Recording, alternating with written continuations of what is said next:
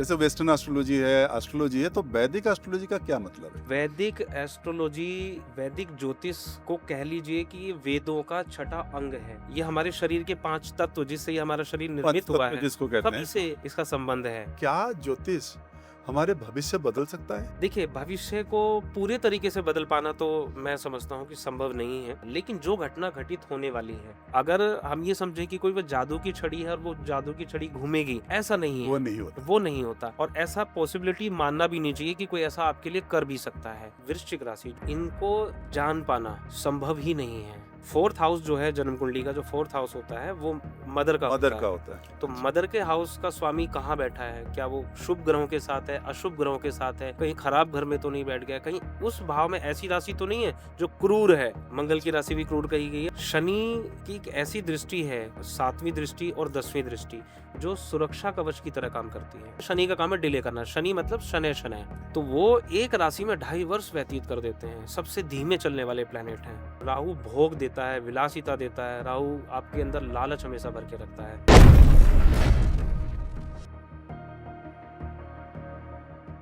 नमस्कार, मैं हूं देवू मिश्रा और आप देख रहे हैं ज्ञान जंक्शन, जहां हर मोड़ पर मिलता है एक नया ज्ञान।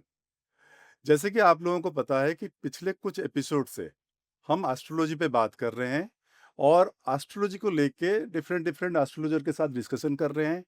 फिर भी हमारे जो दर्शकों हैं, उनका बहुत सारे जिज्ञासा है। They have lot of questions जो उनका अभी तक आंसर नहीं हुआ है। उन्होंने मुझे बहुत सारे कमेंट्स भेजे हुए हैं जिस पे उनका रिक्वेस्ट ये था कि हमें और भी जानना है ग्रहों के रहस्य के बारे में। तो आज हमारे स्टूडियो में जो गेस्ट आए हुए हैं वो बहुत ही जाने माने वैदिक एस्ट्रोलॉजर हैं। आचार्य राहुल जी हैं, जो जिनको आप टीवी में बहुत बार देखे हुए हैं। और वो ना ही केवल वैदिक एस्ट्रोलॉजर हैं, वो साथ में न्यूमरोलॉजिस्ट भी हैं, पामिस्ट भी हैं और वास्तु में भी उनका नॉलेज बहुत अच्छा है। तो आज हम उनसे बात करेंगे ग्रहों के रहस्य के बारे में और बहुत सारी चीज़ों के बारे में बात करेंगे, जैसे ग्रह क्या होते हैं, कौन सा ग्रह किसको अट्रैक्ट करता है और शादियों में क्या-क्या चीज़ें ज़रूरी है, कुंडली का क्या महत्व रहता है। ऐसे बहुत सारी चीज़ें हैं जिसके बारे में आज बात करेंगे। वेलकम, स्वागत है आपके बहुत आचार्य राहुल जी। धन्यवाद। जी, तो जैसे कि मैंने अपने इंट्रो में बताया हुआ है, तो आज हम बात करेंगे बहुत सारी चीज़ों को लेके बिल्कुल, बिल्कुल। एंड आपसे बहुत सारे नॉलेज जो आपका है, उसको हम शेयर करेंगे अपने दर्शकों के साथ जी, और कुछ क्वेश्चन है उनका जो भी हम आपसे बाद में पूछेंगे। बिल्कुल, बिल्कुल। तो सबसे पहले तो मैं ये जानना चाहूँगा, ये जो वैदिक एस्ट्रोलॉजी है, वो क्या है? जैसे वेस्टर्न एस्ट्रोलॉजी है, तो वैदिक एस्ट्रोलॉजी का क्या मतलब है? देखिए वैदिक एस्ट्रोलॉजी, वैदिक ज्योतिष को कह लीजिए कि ये वेदों का छठा अंग है। वेदों अच्छा, का छठा अंग। ओके। वेदों के बारे में जो भी जानते हैं और वेदों का वह छठा अंग है जिसको नेत्र कहा जाता है। हुँ, नेत्र हुँ। मतलब नेत्र का काम होता है, आँखें उनका काम होता है देखना, चीज़ों को बताना कि चीज़ें कैसे दिखती हुँ, हैं। हुँ। तो ये वेदांग कहा गया है, वो भी छठा वेदांग है ज्योतिष।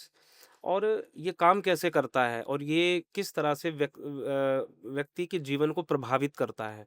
हुँ। आपके, मेरे, पुरुष, स्त्री, पशु, अच्छा। पक्षी सभी को प्रभावित करता है। हाँ, हाँ, हाँ, हाँ, हाँ, हाँ। इसको समझने की ज़रूरत है। इसको बहुत अच्छे से अगर हम इसको समझने का हम प्रयास करेंगे तो ये जल से जुड़ा हुआ है, अ चंद्रमा से जुड़ा हुआ है। अच्छा। ये हमारे शरीर के 5 तत्व जिससे ये हमारा शरीर निर्मित हुआ पंचतत्व है, जिसको कहते सभी हैं। से इसका संबंध है। अच्छा। और देखिए कई बार ये प्रश्न आता है कि ज्योतिष को लोग मानने में थोड़ा-सा बिलीव आजकल कम करते हुँ, हैं। हुँ। आज मैं इस आपके इस पॉडकास्ट कार्यक्रम के माध्यम से कुछ ऐसी चीज़ों के बारे में भी चर्चा करूँगा।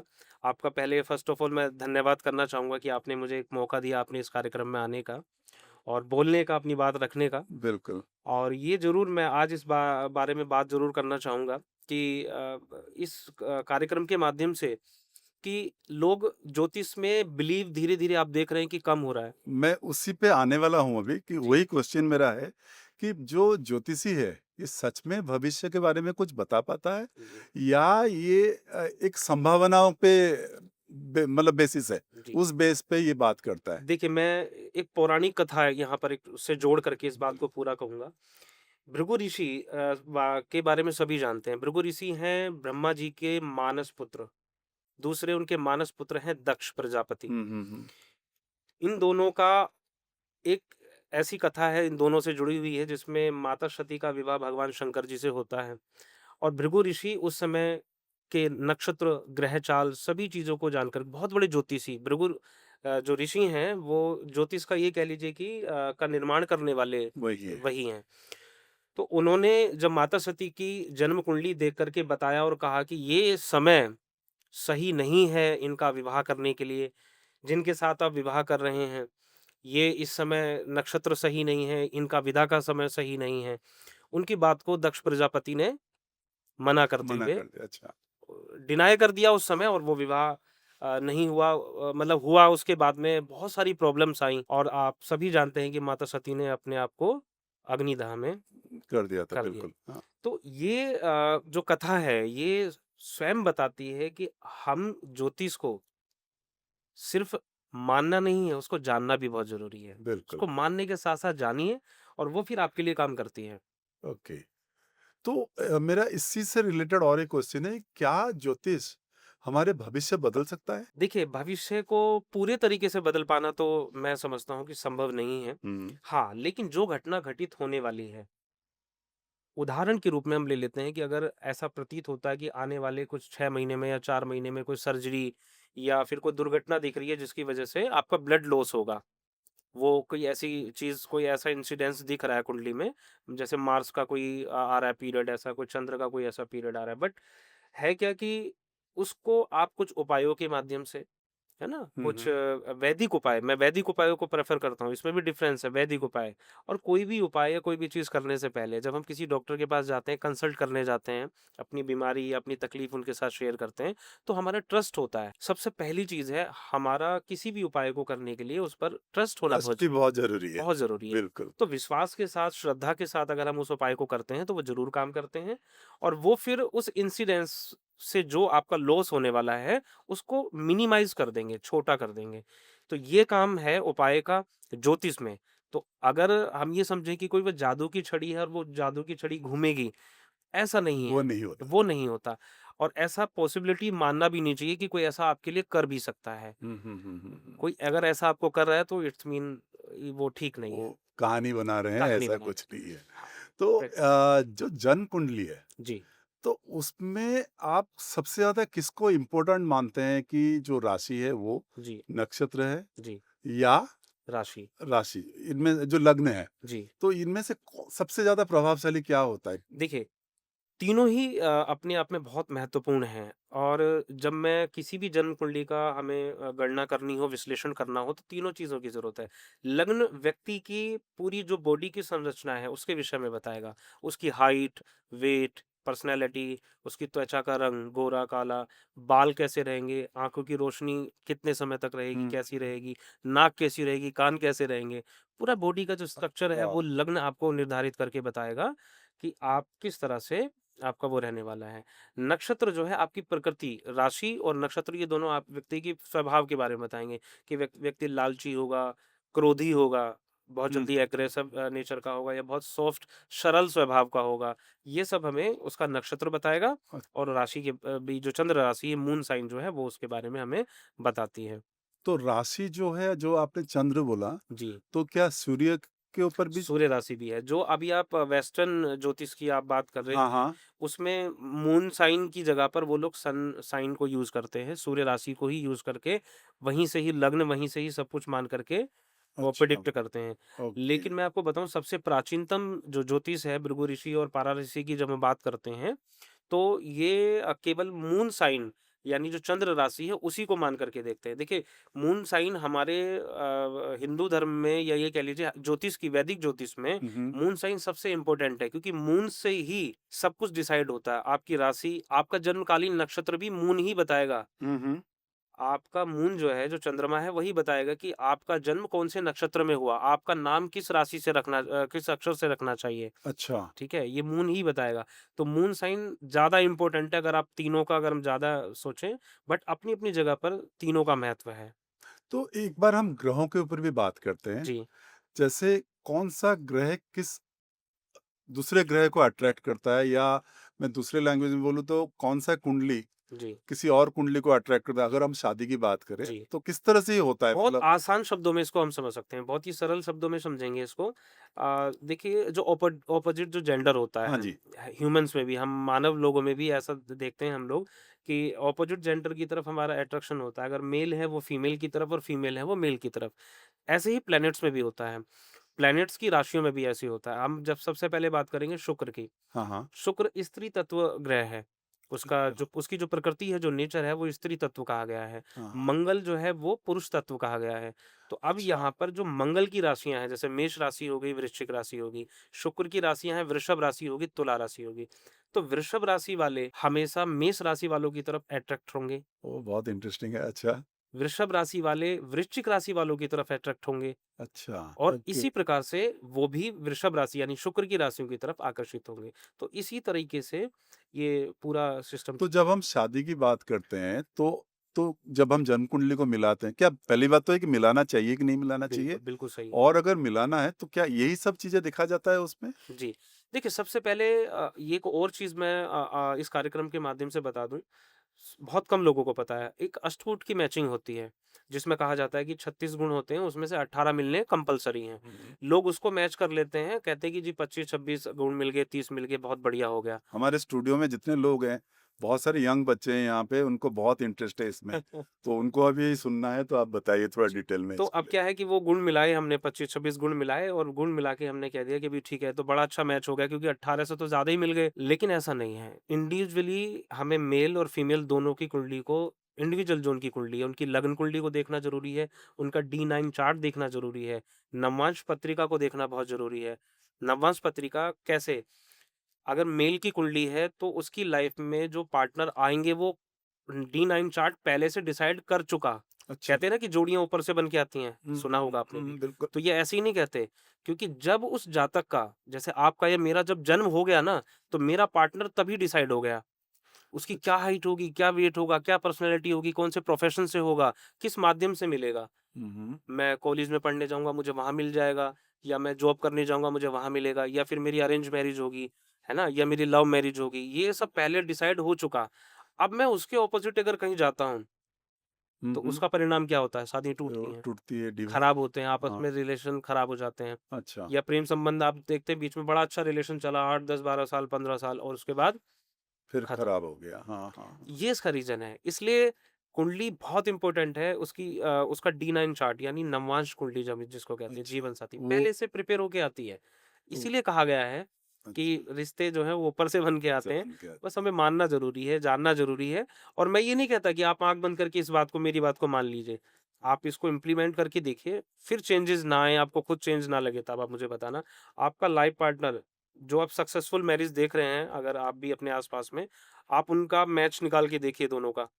आपको जो उनका D9 चार्ट है, हुँ, हुँ। जैसा D9 चार्ट बताएगा, उस सक्सेसफुल मैरिज में वैसा ही पार्टनर आप सामने वाले का पाएँगे। अच्छा, तो आपको ये भी नहीं लगता है कि भई लड़का और लड़कियों की तो कुंडली आप मैच करते हैं, पर साथ में जो mother in law would be mother in law है, जो सास और बहू, जी। उन दोनों का भी कुंडली मैच होना चाहिए, क्योंकि सारे डिवोर्स तो उन्हीं की वजह से होता है। देखिए, उसकी ज़रूरत इसलिए नहीं है क्योंकि जब लड़के की कुंडली जब आ जाती है आपके पास में, फॉर एग्ज़ाम्पल हमारी आपकी लड़की है हुँ, हुँ। और हम उसकी शादी किसी घर में करें, तो लड़के की कुंडली हमारे पास आ जाती है, तो उस लड़के की कुंडली से ही हम उनकी मदर के बारे में जान सकते हैं। ओके, अच्छा, 4th हाउस जो है जन्म कुंडली का, जो 4th हाउस होता है, वो मदर का मदर होता का है। होता है। तो अच्छा, मदर के हाउस का स्वामी कहाँ बैठा है? क्या वो शुभ ग्रहों के साथ है, अशुभ ग्रहों के साथ है?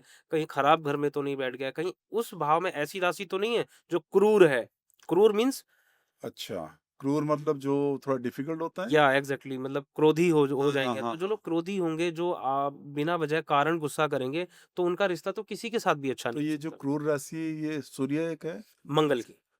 मंगल की। मंगल की राशि भी क्रूर कही गई है, और कहीं-कहीं पर, जैसा बिल्कुल सही कहा आपने, सूर्य की भी राशि जो है कहीं-कहीं पर क्रूर कही गई हैं। हाँ, हाँ, हाँ। और असुर जैसे राहु है, हाँ, केतु है, ये उस भाव में अगर कहीं बैठ जाएँ, तो ऐसा व्यक्ति 4th हाउस में, मैं अगर राहु की बात करूँ अभी जैसे बातों-बातों में, तो 4th हाउस का राहु क्या करेगा? उस व्यक्ति की जो मदर होंगी वो हमेशा उसको डिप्लोमेटिक तरीके से यूज़ करेंगी। मतलब हमेशा आप चाहेंगे कि ये बच्चा मेरा है तो हमेशा बच्चा बन के ही रहे, मेरे ही कंट्रोल में रहे, उसको हमेशा नियंत्रण में रखेंगी। अच्छा। ऐसी कोई चीज़ समझ में आपको पहले ही आ जा रही है हुँ। कि जो बच जिससे आप शादी करवाने वाले हैं, हाँ, वो ऑलरेडी उसका 4th हाउस में राहु है, तो या तो उससे संबंधित कुछ उपाय करें। अच्छा। ये चीज़ तो ये बहुत ज़रूरी है कि ये सारी बहुत चीज़ें ज़रूरी है, मतलब जन्म कुंडली मैच कराना बहुत ज़रूरी बहुत है। ज़रूरी है, मैच करना है। अब मैं और एक चीज़ पे आऊँगा, जैसे ही हमने अभी ग्रह की बात की है, तो क्रूर की बात की है, जी, तो जैसे ही हम शनि का नाम लेते हैं या राहु जी, या केतु, जी, तो हमारे अंदर एक डर पैदा होता है कि यार हमेशा से ये हुआ है, शनि के नाम सुनते ही हम डर जाते हैं कि भाई ये बहुत प्रॉब्लम होने वाला है। जी। तो सच में क्या ऐसा है? बिल्कुल नहीं। देखिए, मैं आपको एक चीज़ बता देता हूँ। शनि की एक ऐसी दृष्टि है, हम 7वीं दृष्टि और 10वीं दृष्टि, जो सुरक्षा कवच की तरह काम करती है। अच्छा। फॉर एग्ज़ाम्पल कि अगर 7वीं दृष्टि लग्न में शनि विराजमान है और 7वीं दृष्टि से वो पत्नी यानी आपके लाइफ़ पार्टनर हाउस को देख रहे हैं। उस भाव को अगर वो देख रहे हैं, तो वो क्या करेंगे, शनि का काम है डिले करना। शनि मतलब शनैः-शनैः, मतलब शनैः शनैः, धीरे-धीरे। हाँ, हाँ, अच्छा, ओके। तो वो एक राशि में 2.5 वर्ष व्यतीत कर देते हैं। सबसे धीमे चलने वाले प्लैनेट हैं। है ना? हुँ। सबसे धीमे चलने वाले प्लैनेट हैं, तो वो क्या करते हैं कि आप जहाँ पर वो दृष्टि देते हैं, वो चीज़ देर से मिलती है, विलंब के साथ मिलती है। लेकिन सुरक्षा कवच कैसे काम करता है कि अगर शादी डिले हो रही है, लेकिन शनि के कारण से, दृष्टि की वजह से, लेकिन शादी डिले तो हो गई, लेकिन शादी कभी टूटेगी नहीं। शनि की वो 7वीं दृष्टि आपकी शादी अच्छा, को कभी टूटने नहीं देगी। तो ये सुरक्षा कवच की तरह भी काम करते हैं। ओके, न्यायाधीश हैं, केवल आप जैसा कर्म करेंगे, वैसा ही फल देंगे वो। आप बुरा करेंगे बुरा, अच्छा करेंगे अच्छा। कर्म फल दाता, ओके। तो हमें डरना नहीं चाहिए। डरना नहीं है। एग्ज़ैक्टली, डरना उसको है जो गलत करेगा। हाँ, हाँ, हाँ। अगर आपकी भावना ऐसी है, जैसे अभी आजकल मैं गोचर बता दूँ, शनि देव का मीन राशि में गोचर है इन दिनों, और आजकल वो वक्री चल रहे हैं। शनि के लग वक्री गति का। वक्री गति अभी चल रही है इस समय, रेट्रोगेट हाँ, जिनको हाँ, बोलते हैं, हाँ। रेट्रोग्रेड है। और ये जो चाल होती है, इस चाल के अंदर बहुत ज़्यादा सब, अगर किसी को रेट्रोग्रेड जब भी शनि हो, तब तब सिंह राशि वालों को, स्पेशली 12 राशियों में से केवल सिंह राशि की बात कर रहा हूँ। हुँ, सिंह राशि वालों को बिल्कुल ये समझ लीजिए, कहते हैं ना दूध का जला छाछ भी फूँक-फूँक के पीना है। हुँ, हुँ। वैसी स्थिति होनी चाहिए, क्योंकि सिंह राशि वाले, अगर उनकी मन में कहीं पर ये भावना है ना कि मुझे इसको धोखा देना है या चीट करना है या इसको ऐसे करना है, उसको, आप समझ रहे हैं? हुँ, हुँ। तो संभल जाना चाहिए, क्योंकि वो दूध का दूध और पानी का पानी कर देगा उस समय।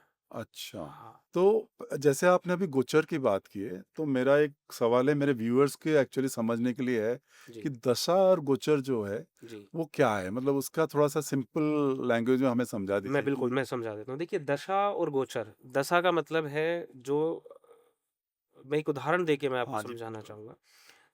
थोड़ा और आसान हो जाएगा, ईज़ी हाँ, हो जाएगा बिल्कुल, बिल्कुल। दर्शकों को समझने के लिए, कि देखिए, दशा फॉर एग्ज़ाम्पल आपके पुत्र बाहर विदेश में हैं, हुँ, और हुँ। आने वाले 20 दिन 25 दिन में आपका बर्थडे है, आने वाला है, और वो वहाँ से कुछ आपको गिफ्ट भेजना चाहते हैं। हुँ, हुँ। ये जो उन्होंने डिसाइड किया, ये जो निर्णय उनके मन में आया कि मैं अपने फादर के लिए गिफ्ट भेजूँगा, ये निर्णय उनके मन में आया उनकी लगन कुंडली से। हुँ, हुँ। ये निर्णय तो उन्होंने ले लिया। अब जो ये जो ट्रांज़िट होगा ना वहाँ से लेके और यहाँ तक, जो वो पैकेट चल के आएगा, हुँ, हुँ। 10 दिन 15 दिन, जो भी उस कोरियर को आप तक पहुँचने में वक़्त लगेगा, लगेगा। ये दशा है। अच्छा।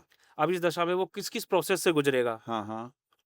है ना? वो हाँ, कोरियर ऑफ़िस जाएगा, अगर प्लेन से आ रहा है तो प्लेन में, मतलब आप समझ रहे हो कितनी पूरा वो जगह, प्रोसेस जो पूरा प्रोसेस जो है हाँ, हाँ, उसको हाँ। दशा कहते हैं। अच्छ अब वो दिन आ गया कि जिस दिन आपकी डोरबेल बजने वाली है और कोरियर बॉय आपके दरवाजे पर आ गया है, और आज वो कोरियर आपको मिलने वाला है। ये गोचर है। हुँ, हुँ, हुँ, हुँ। ये गोचर है, ये डिसाइड करेगा कि आप हो सकता है घर पे हैं कि नहीं हैं, आप ऑफ़िस चले गए हैं, आपने कहा कि नहीं मैं तो मौजूद नहीं हूँ, घर में और हुँ। कोई मिले उनको दे दी, ये गोचर है, अच्छा, ये गोचर है। ओह! तो ये गोचर इस तरह से काम करता है और दशा इस तरह से काम करती है। तो हमारी लग्न कुंडली, दशा और गोचर, बहुत तीनों ही इम्पोर्टेंट हैं, और तीनों को देख कर के ही आप बता सकते हैं कि कोरियर आप तक पहुँचेगा कि नहीं नहीं पहुँचेगा। पहुँचेगा। अब बहुत सारे दर्शकों का एक मेरे पास जो मैसेज है, तो उसमें वो ये जानने की कोशिश कर रहे हैं कि ह उनकी जो राशि है, उस राशि के हिसाब से उनके साथ क्या होने वाला है। तो इस वाला पॉडकास्ट में पॉसिबल नहीं है कि मैं 12 राशियों के ऊपर आपसे बात कर पाऊँ। जी, पर मैं चाहूँगा कि आप कोई 4 या 5 या 6 राशि के बारे में मुझे बताइए जी। कि उनकी स पर्सनैलिटी और उनके साथ क्या होने वाला है ये साल में या इस तरह से कुछ भी है? देखिए, सबसे पहले मैं बात करूँगा वृश्चिक राशि जो मेरी फ़ेवरेट है। अच्छा, क्यों बताइए। है फ़ेवरेट मैं आपको बता देता हूँ कि इनको जान पाना संभव ही नहीं है। अच्छा। बहुत गहराई है इनके अंदर। हुँ, जितनी गहराई समुद्र में होती है ना, इतनी ही गहराई वृश्चिक राशि वालों में होती है। आप इनका प्यार भी नहीं समझ सकते, हुँ। इनका दर्द, इनकी तकलीफ़ भी नहीं समझ सकते कि इनके अंदर कितनी तकलीफ़ है। कभी अच्छा, पता नहीं लगा सकते, इनकी खुशी का पता नहीं लगा सकते। आप समझ गए? इनमें इतनी गहराई होती है, इतनी गहराई होती है कि आप इनके अंतःकरण में कितना भी झाँकने की कोशिश कर लें, आप पता नहीं लगा नहीं सकते। लगा तो पाएँगे। वृश्चिक राशि वालों का ये एक ऐसा निश्चित स्वभाव है, जो बहुत अच्छा भी है, लेकिन हाँ, एक और मैं ब बात बता दूँ वृश्चिक राशि वालों की एक और ख़ासियत है। बहुत मुझे जो कि ये पसंद है, अगर वो आपके हैं, तो आपके ही आपके ही हैं इस ब्रह्मांड में, धरती फटे या आसमान, उनको फ़र्क नहीं पड़ता। अच्छा, उनकी कि कुछ भी गति हो जाए, उनके साथ कुछ भी बुरा हो जाए, लेकिन अगर उन्होंने आपको अपना लिया, तो आपके अपने हो गए और अगर उन्होंने एक बार आपको अपना शत्रु मान लिया, तो इस ब्रह्मांड में आपको उनसे बचाने वाला कोई नहीं कोई बचा नहीं। सकता। अच्छा, ये राशि सबसे इसलिए मेरी फ़ेवरेट राशि है क्योंकि बाकी की राशियों में कुछ ऐसी राशियाँ हैं जो जिनका स्वभाव द्विस्वभाव राशियाँ हैं। द्विस्वभाव से आपको समझ में आ रहा होगा हाँ, हाँ, हाँ। कि 2 तरीके का कि करें कि ना ना करें कि करें हाँ, हमेशा उसी उलझन में रहते हैं। जो मिथुन राशि वाले हाँ, हैं, हाँ। मिथुन राशि वाले, मिथुन राशि वाले कन्फ्यूजन में द्विस्वभाव, रहते हैं? कन्फ्यूज़न में। अच्छा, अच्छा, करें कि ना करें, करें कि ना करें, इस कन्फ्यूज़न में हमेशा उनका वो पीरियड चलता जाता रहता रहता है है। और वो डिसीज़न हमेशा डिले करते रहते हैं, आगे आने वाले वक़्त पर हमेशा डिले करते रहते हैं, हुँ, हुँ। है ना? लेकिन खुशमिज़ाज भी होते हैं, अच्छा, मनोरंजक होते हैं, आप उनके साथ बात करेंगे तो वो एक आपने कुछ लोग देखे होंगे ना आपके पास आते हैं और आप एकदम अचानक से माहौल हल्का हो जाता है, हाँ, आप स्ट्रेस में हैं, टेंशन में, लेकिन आएँगे अचानक से कुछ ऐसी बात बोल देंगे तो कि आपको एकदम माहौल हल्का रिलैक्स हो जाएगा, रिलैक्स लगेगा कि ठीक कुछ भी नहीं था ऐसे। हुँ। तो ये उनकी ख़ासियत भी होती है। तो इसी तरीके से सभी राशियों का अपना-अपना एक मकर प्रकृति राशि नेचर। का कुछ बताइए? देखिए, मकर राशि के स्वामी शनि हैं। अच्छा, ये राशि बहुत गंभीर होती है। ये मकर राशि के जो जातक हैं, जैसे अगर लग्न और हम उस दोनों राशि की अगर हम बात करेंगे, सबसे बड़ी बात क्या है, मकर लग्न पर अगर शनि की दृष्टि अगर हो गई, तो उनकी हाइट, वेट और पर्सनैलिटी बहुत अच्छी हो जाएगी। हाइट शनि बहुत अच्छी देते हैं। हुँ, हुँ। मतलब उनकी जो हाइट आप देखेंगे, उनकी बहुत अच्छी हाइट मिलेगी। दूसरा, प्रोफ़ेशनली हुँ, हुँ। आपको ऐसे लोग किसी गंभीर पद पर काम करते हुए मिलेंगे। अच्छा, हाँ, मतलब ऐसा काम जो बहुत लंबे टाइम तक टिक के, रुक के करने वाला काम हो, जैसे हाँ। लेखन का काम हो गया, है ना? हुँ, हुँ। अकाउंटेबिलिटी का काम हो गया, मतलब इस तरीके का काम जिसमें आपको बहुत ज़्यादा पेशेंस की ज़रूरत पड़ती हो। मकर राशि के जो लोग हैं, धैर्यपूर्वक काम करने वाले लोग होते हैं, कर्मशील होते हैं, कर्म प्रधान होते हैं, इनके लिए कर्म ही भगवान है। अच्छा, ये कर्म करना ही पसंद करते हैं, हाँ, हाँ। कर्म ही इनके लिए पूजा है। और जैसे हम बात करें वृष राशि की बात करें। अरे! वृष राशि की बात करेंगे, वृष राशि में चंद्रमा उच्च का होता है, ये चंचल होते हैं। अच्छा, हाँ, इनका स्वभाव चंचल होगा, ये स्थिर रहना पसंद नहीं करेंगे। आज आप इनको यहाँ देखेंगे, कुछ देर के बाद में आप देखेंगे कि उस रूम में आपको मिलेंगे नहीं, उस जगह मिलेंगे नहीं। अच्छा। हाँ, ये एक जगह टिकेंगे नहीं, इनको घूमना-फिरना पसंद रहेगा बहुत हुँ, ज़्यादा। हुँ। ख़ासकर जहाँ ऐसे प्लेसेस जहाँ पर पानी वाली जो जगह हैं, समुद्री जो इलाके हैं, हाँ, हाँ। ऐसी जगह का ट्रैवल इनको बहुत पसंद आएगा। ट्रैवलर मतलब ज़बरदस्त ट्रैवलर होते हैं। ओके, हाँ, ट्रैवलिंग इनको बहुत पसंद होता है और इनका करियर भी कभी स्टेबल नहीं होता है। आप देखेंगे ना, लेकिन जहाँ भी काम करेंगे, करेंगे बहुत अच्छा। 1 साल भर का पीरियड हो या 5 साल का एक पीरियड हो, फिर उसको छोड़ के कोई दूसरा करेंगे, फिर तीसरा करेंगे, है ना?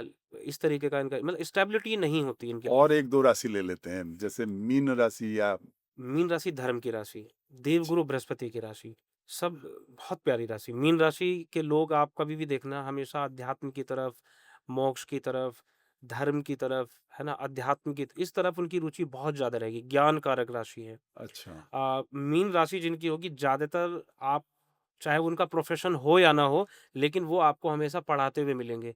अगर 6 दोस्तों का ग्रुप है ना, तो मीन राशि वाला वहाँ बैठ कर के उन 5 दोस्तों को पढ़ा रहा होगा कि अच्छा, ये नहीं बेटा ऐसे करना चाहिए, इसको ऐसे करना चाहिए, इसको ऐसे करना चाहिए, इसको ऐसे करना चाहिए। अ, तो मीन राशि की ख़ासियत है, वो उसकी काबिलियत है ऐसी, उसमें हुँ, इतना ज्ञान है ना? इतना इंटरनल उसके पास इतना उसने इकट्ठा कर लिया है इतने सालों में, तो इस तरह से मीन राशि का है। और एक लास्ट राशि ले लेते हैं तुला। तुला राशि, देखिए तुला से जैसे आपको समझ में आ रहा है, तुला का मतलब होता है तराजू। हाँ, हाँ, हाँ। ये हमेशा तोल-मोल के काम करेंगे, अच्छा, कभी अपना नुकसान नहीं होने देंगे। अच्छा। हाँ, हमेशा बात बोलनी होगी तो भी तोल-मोल के बोलेंगे, रिश्ते निभाएँगे तो भी तोल-मोल के निभाएँगे।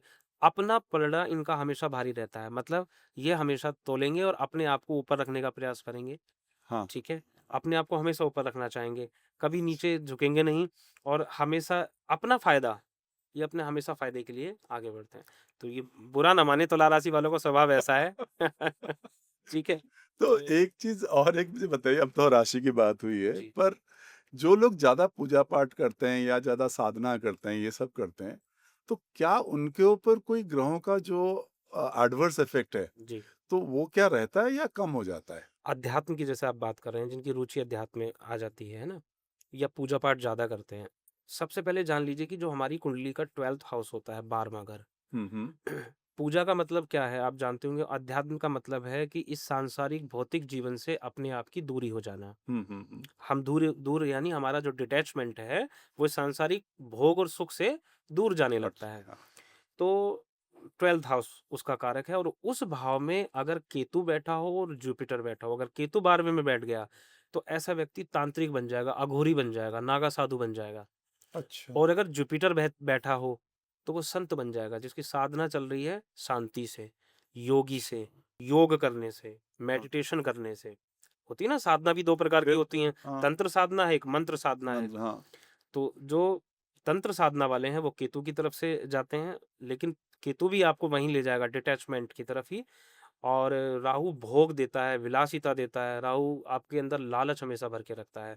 तो अच्छा, 12वें भाव में इन 3 ग्रहों का अगर आप तालमेल देखेंगे, तो केतु और बृहस्पति का मैंने ज़्यादा देखा है कि व्यक्ति अध्यात्म की तरफ उसकी रुचि बहुत ज़बरदस्त हो जाती है और ये अच्छा, पूजा पाठ उसके लिए काम भी करती है, हाँ, हाँ, क्योंकि उसका विश्वास होता है, आस्था होती है। वो उसको ढूँढ लेता है, जिसकी तलाश में वो निकला है। ओके।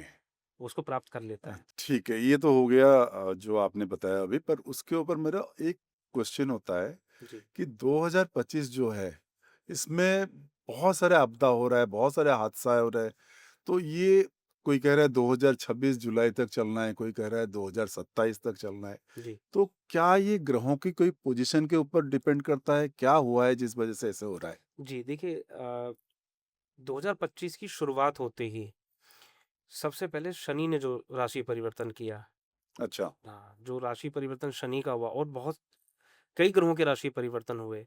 जुपिटर ने भी राशि बदली, राहु केतु ने भी राशि बदली।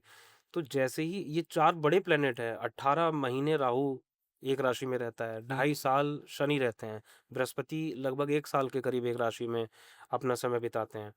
तो ये बड़े चेंजेज़ होते हैं। तो 2025 एक ऐसा साल बन गया जिसमें बड़े-बड़े ग्रहों ने मूवमेंट मूवमेंट एकदम से मूवमेंट किया। अच्छा, अच्छा, मूवमेंट करने के बाद में एक ऐसे एक्सिस में आ गए, एक दूसरे के सामने, कि ये एक ऐसा एक्सिस है जो राहु और केतु के बीच में, जैसे आपने कभी कालसर्प दोष के बारे में सुना हुँ, होगा। हुँ, बिल्कुल, ये कालसर्प उसी तरीके का एक एक्सिस है, ठीक है? जो कुछ राशि वालों के लिए तो इतना खतरनाक हो, आप देख रहे होंगे बहुत जब ज़्यादा इस दौरान दुर्घटनाएँ, घटनाएँ हो रही हैं। हाँ, हाँ, ज़्यादा हो रही हैं, आस-पास में आप भी देख रहे हैं, छोटी-छोटी, छोटी भी और बड़ी-बड़ी भी, बिल्कुल। बहुत दुर्घटनाएँ, घटनाएँ आप देख रहे हैं। अभी भी संभावना है इस साल के अंत होते-होते, और आपदाएँ भी आप इस साल देख रहे होंगे उसी लेवल बहुत सारे आपदाएँ हो रहे बहुत हैं। आपदाएँ आ रही। तो ये सब चीज़ें जो हैं अभी थमने में वक़्त लगेगा। बिल्कुल सही है कि जुलाई तक तो कम से कम हमें, यानी जुलाई 2026 तक तो इसके लिए सावधानी बरतनी होगी। अगर हमारी कुछ यात्राएँ स्थगित हो सकती हैं, कुछ लंबी यात्राएँ अगर हम कर सकते हैं, तो वो बिल्कुल करें। और अभी तो एट लीस्ट कम से कम अक्टूबर तक तो कोई भी लंबी यात्रा नहीं करें। अच्छा, हाँ, और मेरी कोई सावधानी लोग बरतें कि भई देखिए, इस समय इकोनॉमी के लिए भी बहुत खतरनाक टाइम है। एक ऐसा वक़्त दोबारा से मुझे संभावना लगती है इकोनॉमी के लिए, ख़ासकर हमारी भारतीय इंडियन इकोनॉमी के लिए, हुँ, हुँ, कि एक झटका बहुत ज़बरदस्त तरीके से मिल सकता है, अच्छा, इस साल के अंत दिसंबर से पहले-पहले। ओके, हाँ, तो वो अगर कोई ऐसा इन्वेस्टमेंट है जो लोग करके रखे हुए हैं, जैसे गोल्ड हो गया, है ना? या सिल्वर हो गया, है ना? या शेयर मार्केट में ज़्यादा इन्वेस्टमेंट अपना रखते हैं, तो थोड़ा-सा सावधानी बरतने की ज़रूरत है इस समय। अच्छा। हाँ, वो तो मतलब इस अपना टाइम पे हाथ थोड़ा थोड़ा-सा केयरफुल रहना एग्ज़ैक्टली, एग्ज़ैक्टली, क्योंकि इकोनॉमिक रूप से भी जो है बहुत बड़ा मुझे झटका लगता है कि इंडिया को देखने को मिलेगा। एंड अच्छा, हेल्थ और वाइज़ अभी वो आपने देखा भी होगा, अभी जो ये ट्रम्प ने जो जो ये टैरिफ टैरिफ की बढ़ाया हाँ, हाँ, हाँ, है हाँ, ना? मैं सीरियसली बता रहा हूँ कि बहुत बड़ा इवेंट अभी जैसे अभी शनि क्या है, अभी रेट्रो कंडीशन में रेट्रोगेट है।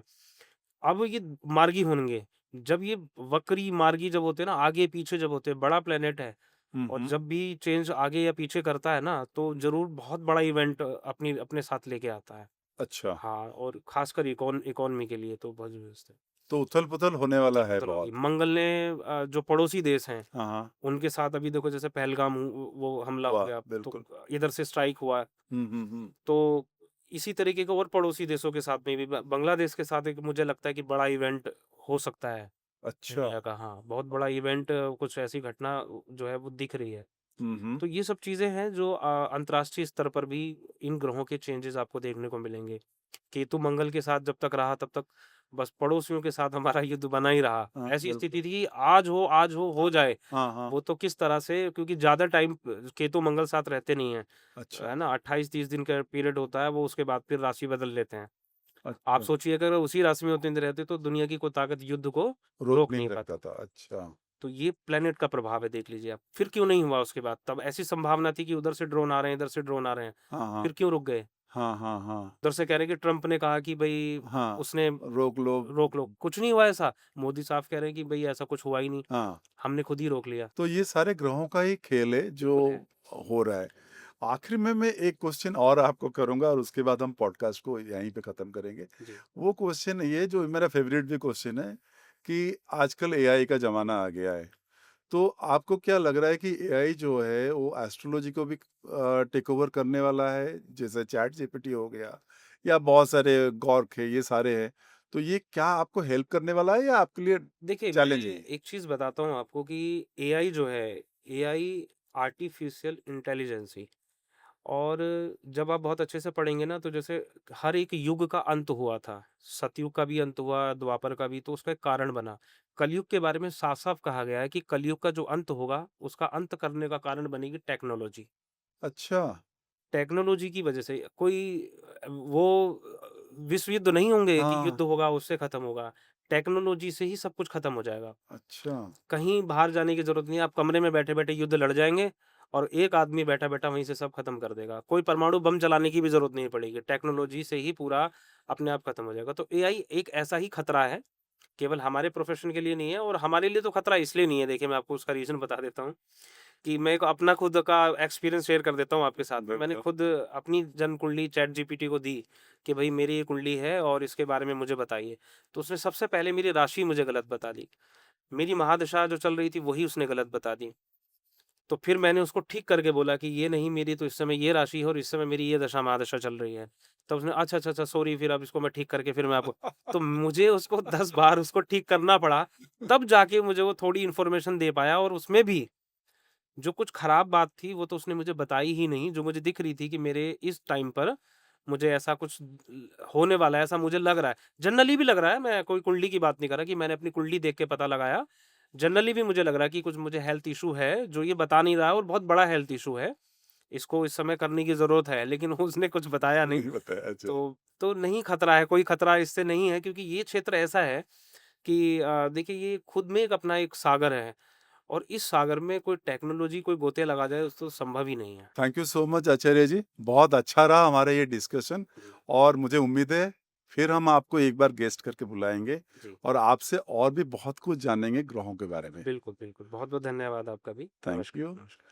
तो जैसे कि आपने देखा कि एआई जो है, अभी एआई टेक ओवर नहीं कर सकता ज्योतिषी के ऊपर। और ये एपिसोड आपको कैसा लगा? अपने कमेंट बॉक्स में जाइए और कमेंट कीजिए और आपको अगर और भी कोई क्वेश्चन पूछना है तो हमें मैसेज करिए। तो हमारे ये चैनल को देखते रहिए, सब्सक्राइब करिए, शेयर करिए और लाइक करिए।